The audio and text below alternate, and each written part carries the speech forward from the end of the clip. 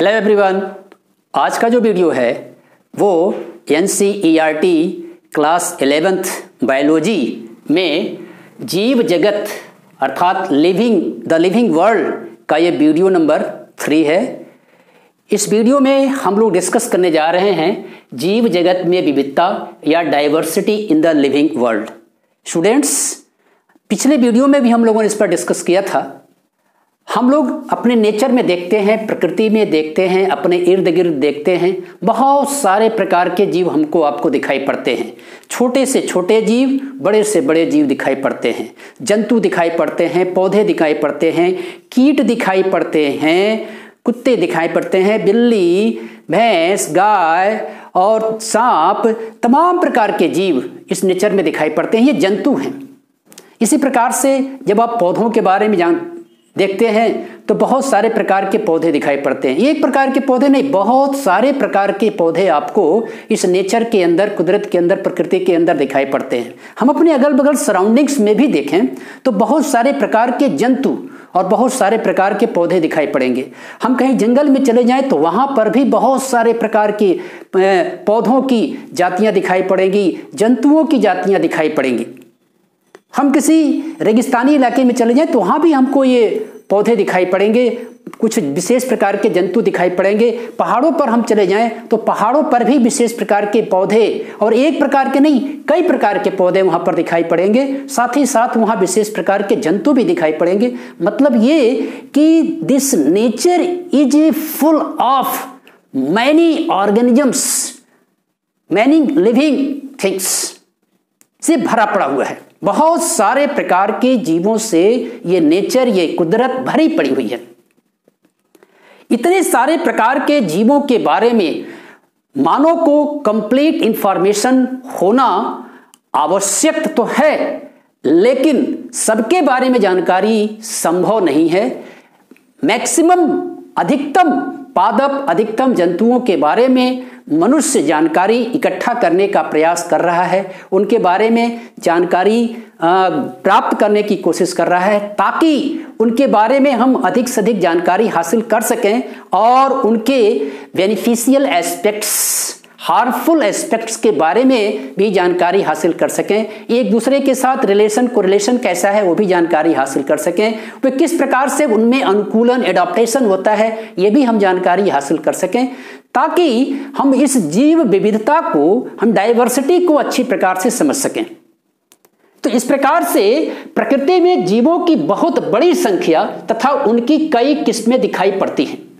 अब तक ज्ञात तथा वर्णित स्पीसीज की संख्या लगभग 1.7 मिलियन से लेकर के 1.8 मिलियन तक हो सकती है। ये एनसीईआरटी का डेटा है कि 1.7 मिलियन से लेकर के 1.8 मिलियन तक हो सकती है। और ये सभी स्पीसीज क्या हैं? ज्ञात हैं और साथ ही साथ वर्णित हैं। इनके बारे में अध्ययन हो चुका है, डिटेल इंफॉर्मेशन इनके बारे में मिल चुका है, इनका वर्णन हो चुका है, इनके बारे में हम सारी बहुत हद तक जानकारियां इकट्ठी कर चुके हैं, इनके डेटा हम इकट्ठा कर चुके हैं। तो वर्णित स्पीसीज की संख्या लगभग कितनी है? 1.7 मिलियन से लेकर के 1.8 मिलियन तक हो सकती है।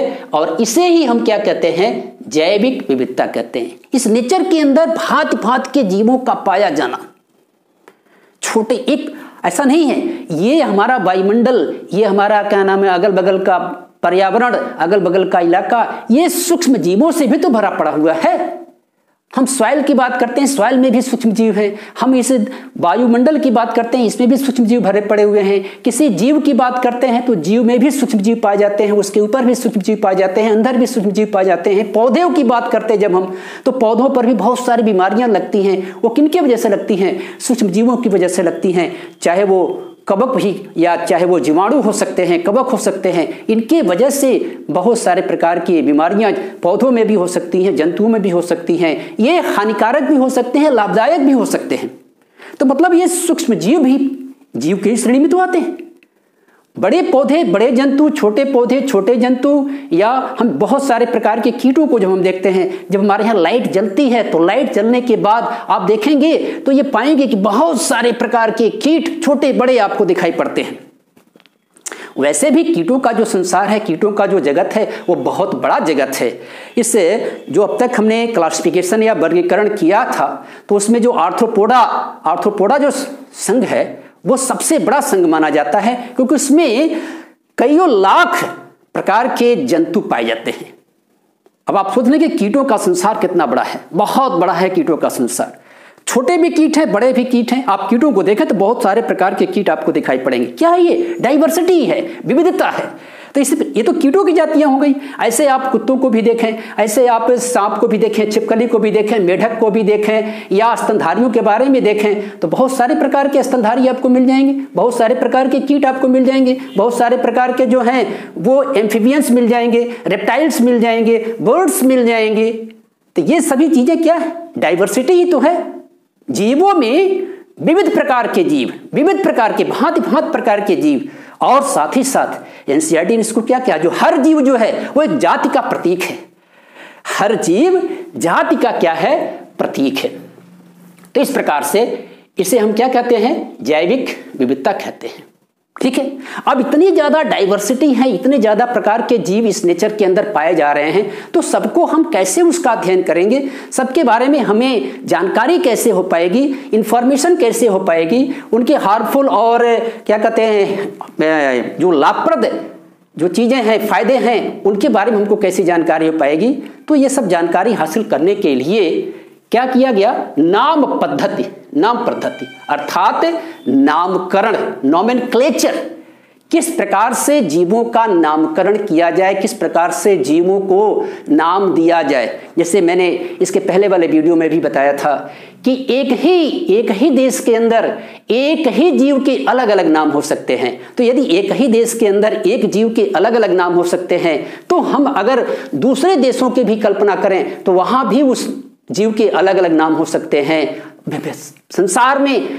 संसार के अलग अलग भागों में एक ही जीव के अलग अलग नाम अगर हैं, तो किस प्रकार से हर आदमी एक जीव के बारे में जानकारी इकट्ठा कर सकता है। इस नाते कोई न कोई एक ऐसा तरीका होना चाहिए पूरे संसार के लिए, ताकि हर व्यक्ति उसके बारे में जानकारी हासिल कर सके।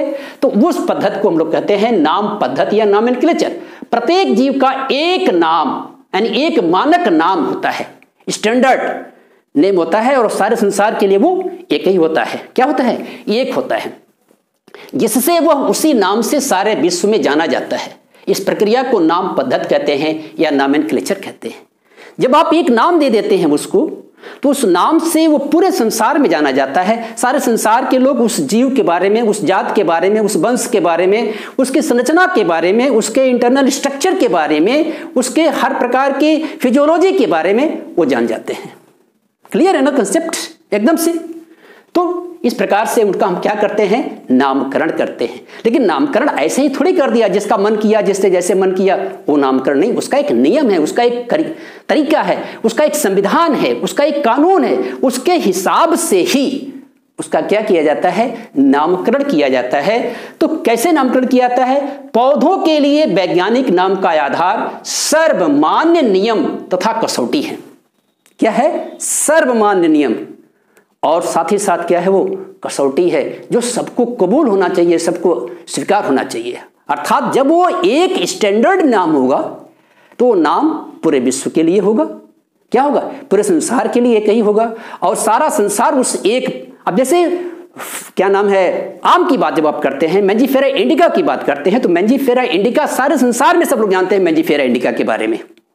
ठीक है। तो इसी प्रकार से पौधों के लिए वैज्ञानिक नाम का आधार सर्वमान्य नियम तथा कसौटी है, जिनको international code of botanical nomenclature या ICBN में दिया गया है। यह है संस्था, यह है उसके नोमेनक्लेचर की प्रणाली। क्या?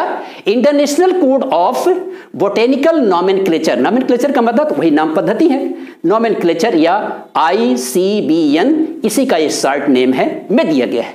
तो जंतुओं के लिए क्या होगा? तो प्राणियों या जंतुओं के लिए international code of zoological nomenclature. ये दोनों चीजें क्या हैं? ये पादप के नामकरण के लिए है, और ये किसके लिए है? जंतु के नामकरण के लिए है। ये संस्था, ये चीजें, इनमें जो वर्णित नियम कानून है उसी के हिसाब से किसी पादप का या किसी जंतु का नामकरण किया जाएगा। क्लियर है ना? वैज्ञानिक नाम की यह गारंटी है कि प्रत्येक जीव का एक ही नाम रहे। यह सबसे बड़ी बात यह है कि हर जीव का एक ही नाम होना चाहिए, पूरे संसार के लिए एक नाम होना चाहिए। अलग अलग भागों में उसके अलग अलग नाम नहीं होने चाहिए। उस देश का देसी नाम हो सकता है, उस प्रांत का उसका देसी नाम हो सकता है, जिसके कारण वो उसको अच्छी प्रकार से जानते हो, लेकिन पूरे विश्व के लिए, पूरे संसार के लिए क्या होना चाहिए? एक नाम होना चाहिए। और वो एक नाम जो होता है वो सारे संसार के लिए एक ही होता है। ठीक है? जीव वैज्ञानिक ज्ञात जीवों के वैज्ञानिक नाम देने के लिए सार्वजनिक मान्य नियमों का पालन करते हैं।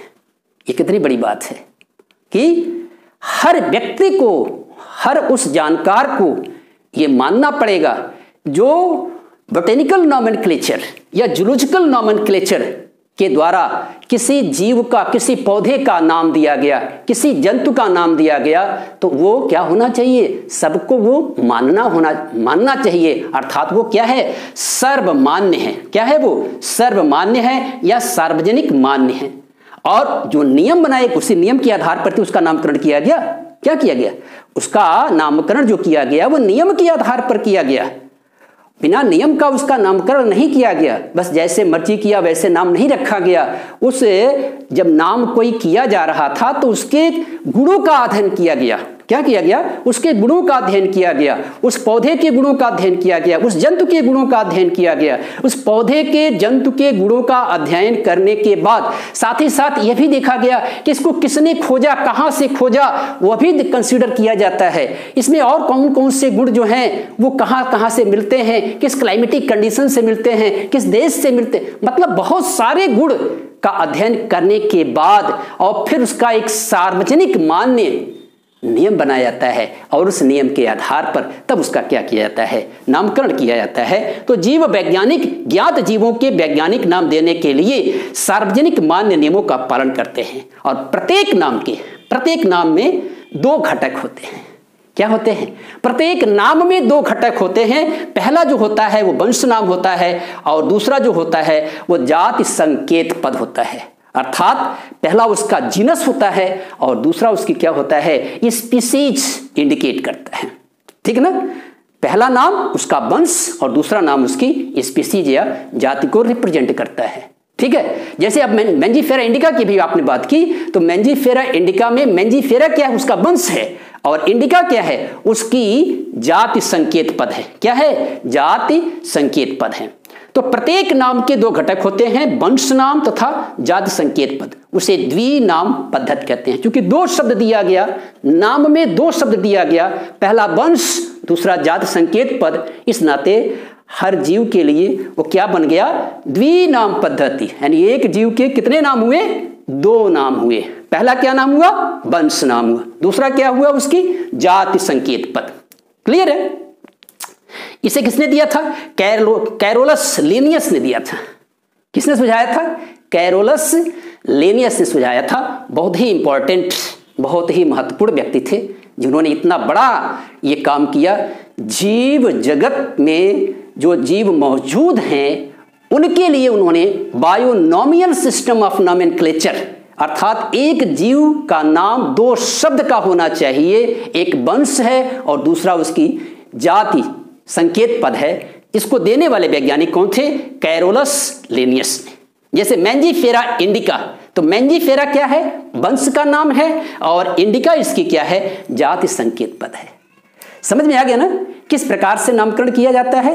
नामकरण करने के लिए सबसे पहले उसके गुणों का अध्ययन किया जाता है और उसके बाद जो है, ये पौधा है तो पौधे के लिए जो होता है वो international code of botanical nomenclature, और अगर वो जंतु है तो international code of zoological nomenclature के द्वारा उसके सारे गुणों का अध्ययन करके, उसके सारे प्रभाव का अध्ययन करके, एडॉप्टेशन का अध्ययन करके, फिजियोलॉजी का उसका अध्ययन करके, किस कंट्री किस देश में ये पाया जाता है उसका अध्ययन करके, मतलब बहुत सारे प्रकार के गुणों का अध्ययन करके तब जा करके उसको एक नाम दिया जाता है, एक प्यारा सा नाम जब मिलता है तो सारा संसार उस नाम से परिचित होता है और उसी नाम से उसको फिर पुकारा जाता है।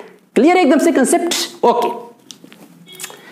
अब नाम पद्धति के कुछ नियम हैं। मैंने बताया था कि नियमों के आधार पर ही नामकरण किया जाता है। तो नाम पद्धति का क्या नियम है? पहला नियम तो यह है कि जो भी नाम रखा जाएगा वो लैटिन भाषा से व्युत्पन्न, वो नाम क्या होगा? लैटिन भाषा से व्युत्पन्न होगा और साथ ही साथ जो नाम लिखा जाएगा वो तिरछे अक्षर में लिखा जाएगा। क्या किया जाएगा? तिरछे अक्षर में। आप देखते होंगे कि ऐसे कुछ वर्ड जो होते हैं तिरछे लिखे जाते हैं, कुछ इटैलिक मतलब इटैलिक फॉर्म में लिखे जाते हैं। कुछ लोग लिखते ही तिरछा हैं, कुछ लोग सीधा ना लिख करके तिरछा ही लिखते हैं। लेकिन यहाँ क्या है, अगर हम किसी जीव का नामकरण कर रहे हैं, किसी जीव का नाम लिख रहे हैं, तो नाम लिखने के लिए जरूरी है कि किताब वाले अगर उसको छाप रहे हैं, प्रिंटिंग वाले अगर उसको छाप रहे हैं, तो किस में होना चाहिए? वो तिरछे अक्षर में होना चाहिए। लेकिन हम जब लिखेंगे, जब हम लिखेंगे तो हम क्या करेंगे? उसके नीचे लाइन लगा देंगे। क्या लगा देंगे? लाइन लगा देंगे, क्योंकि सभी लोग हो सकता है कि तिरछा न लिख पाएं। तो जब हम लिखेंगे तो उसके लीजिए दोनों वर्ड के नीचे क्या कर देंगे? लाइन लगा देंगे। दोनों वर्ड एक ही में नहीं मिलाएंगे, ना, दोनों वर्ड एक में नहीं मिलाएंगे, बल्कि अलग अलग लिखेंगे। ठीक है? तो पहला पहला नियम क्या है कि जो नामकरण किया जाएगा किसी जीव का, उसका नाम कैसे लिखा जाएगा? वो लैटिन भाषा से व्युत्पन्न होना चाहिए और साथ ही साथ वो तिरछे अक्षर में लिखा जाना चाहिए। जैविक नाम का जो पहला शब्द होगा वो कैसा होगा? वंश नाम को रिप्रेजेंट करेगा, अर्थात उसके वंश को बताएगा। ठीक है? जैसे राणा टिग्रीना क्या है? मेढक का नाम है, भारतीय मेढक का नाम है राणा टिग्रीना। तो राणा उसका क्या है? वंश, और टिग्रीना उसका क्या है? जाति हो गई। क्लियर है ना? दूसरा शब्द क्या है? जाति संकेत पद है। राणा वंश नाम हुआ और टिग्रीना जाति संकेत पद। ठीक है? तीसरा नियम क्या था? हाथ से लिखने पर अलग अलग दोनों नाम क्या होने चाहिए? अलग अलग होने चाहिए और साथ ही साथ कैसा होना चाहिए? रेखांकित होना चाहिए। जैसे देखिए यहां पर लिखा गया ना, तो ये मैंजीफेरा लिखा गया है, तो मैंजीफेरा के नीचे भी लाइन लगाया गया है। इंडिका इसकी स्पीसीज का नाम लिखा गया है, उसके नीचे भी लाइन लगा दिया गया है। तो इस प्रकार हाथ से लिखने पर अलग अलग लिखना चाहिए और साथ ही साथ लिखने के बाद उसको क्या कर देना चाहिए? अंडरलाइन कर देना चाहिए, रेखांकित कर देना चाहिए। लेकिन अगर ये आप छपाई कर रहे हैं, मशीन से छाप रहे हैं, प्रिंटर से उसको छाप रहे हैं, तो छपाई में उसको क्या करना चाहिए? तिरछा छपाई करना चाहिए। कैसा करना चाहिए? तिरछा छपाई करना चाहिए। अगला नियम क्या है? वंश का जो पहला अक्षर है, पहला अक्षर फर्स्ट लेटर, ये देखिए ये पहला अक्षर है। वंश का पहला अक्षर अंग्रेजी के बड़े अक्षर से लिखा जाना चाहिए। ये छोटा अक्षर किसी भी कीमत पर नहीं लिखा जाना चाहिए, अन्यथा ये गलत हो जाएगा। इस संविधान का, इस नियम का उल्लंघन माना जाएगा। और जाति संकेत पद का जो पहला अक्षर होगा वो कैसा होगा? छोटा अक्षर होगा। देखिए यहां पर कैसा लिखा गया है? छोटा अक्षर लिखा गया है। क्लियर है ना? तो इस प्रकार से ये 4 मुख्य नियम हैं। और उसके बाद जो है जैविक नाम के अंत में लेखक का नाम भी ऐड कर दिया जाता है। हालांकि सब जगह आपको ये नहीं मिलेगा, लेकिन फिर भी यदि मैंजीफेरा इंडिका के बारे में लिखा जाए तो मैंजीफेरा इंडिका, और उसको बताने वाले वैज्ञानिक लिनियस थे, तो लिनियस का नाम यहां लिख दिया गया LIN, शॉर्ट में लिखा गया LIN। तो कुल मिलाकर के एक आम का जो वैज्ञानिक नाम लिखा गया वो क्या लिखा गया? मैंजीफेरा इंडिका लिन। ठीक है? ये लिन किसको बता रहा है? लिनियस को बता रहा है। तो कुल मिलाकर के ये कितने नियम संविधान आपके सामने हैं? 1 2 3 4 5। अर्थात पहला नाम कि जो भी जैविक नाम लिखा जाएगा वो लैटिन भाषा में लिखा जाएगा, लैटिन भाषा से व्युत्पन्न होगा उसमें लिखा जाएगा, तिरछे अक्षर में लिखा जाएगा। जैविक नाम का पहला शब्द जो होगा वो वंश नाम होगा और दूसरा शब्द जो होगा उसके जाति संकेत को रिप्रेजेंट करेगा। हाथ से लिखने पर अगर लिखा जाए तो रेखांकित कर दिया जाएगा, दोनों वर्ड अलग अलग होंगे, उसमें उसको रेखांकित कर दिया जाएगा, अंडरलाइन कर दिया जाएगा। यदि आप उसको छाप रहे हैं तो उसके लिए तिरछा लिखा जाएगा, अर्थात उसकी तिरछी छपाई होगी। वंश का पहला अक्षर जो होता है वो अंग्रेजी के बड़े लेटर में लिखा जाएगा और दूसरा जो शब्द है अर्थात स्पीसीज को अंग्रेजी के हम छोटे शब्द में छोटे अक्षर में लिखते हैं। जैसे आम को हम क्या लिखते हैं? मैंजीफेरा इंडिका लिखते हैं। तो ये वंश का नाम अंग्रेजी के बड़े अक्षर से शुरू हुआ और जाति का नाम क्या हुआ? अंग्रेजी के छोटे अक्षर से शुरू हुआ। और चूंकि लिखा गया है इस नाते इसके नीचे क्या लिखा गया? लाइन खींची गई है। ठीक है? जैविक नाम के अंत में लेखक का नाम अर्थात जिन्होंने इसको दिया था उन्हें हम कहते हैं लिनियस। तो ये एक एनसीईआरटी क्या चीज है? ये एनसीईआरटी की भाषा है। ठीक है ना। ये अगर इस लाइन को छोड़ दिया जाए तो बाकी ये सारी की सारी क्या है, एनसीईआरटी की भाषा है, एनसीईआरटी ने इसको दिया है। और हमने पहले ही शुरू किया था कि क्लास 11th एनसीईआरटी बायोलॉजी में ये लिविंग वर्ल्ड का ये वीडियो नंबर 3 है। तो कहने का मतलब ये है कि आज हमने ये सीखा कि जीव जगत में विविधता क्या है, डाइवर्सिटी इन वर्ल्ड क्या है, या लिविंग वर्ल्ड में क्या क्या डाइवर्सिटी है, इसके बारे में आज हम लोगों ने बहुत अच्छी तरह से जान लिया। उम्मीद है कि आपको ये वीडियो बहुत अच्छी तरह से समझ में आ गया होगा। धन्यवाद।